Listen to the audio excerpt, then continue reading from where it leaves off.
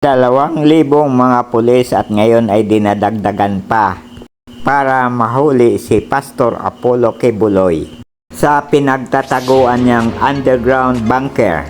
Mag-6 na araw na ang standoff.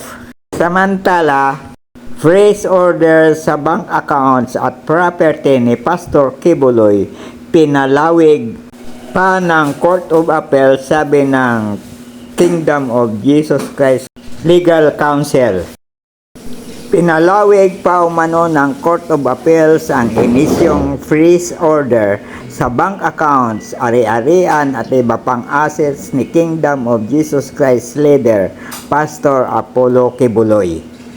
Ito ang kinumpirma ng legal counsel ng KOJC na si Attorney Dina Tolentino Fuentes sa isang press conference sa Davao City ngayong araw, Huwebes, August 29.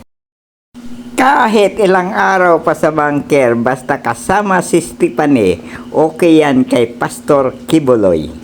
May reserba pang 6 na mga babae doon. Please follow my Facebook page, comment, like, and share, and subscribe to my YouTube channel, Stories of Uncle Paeng.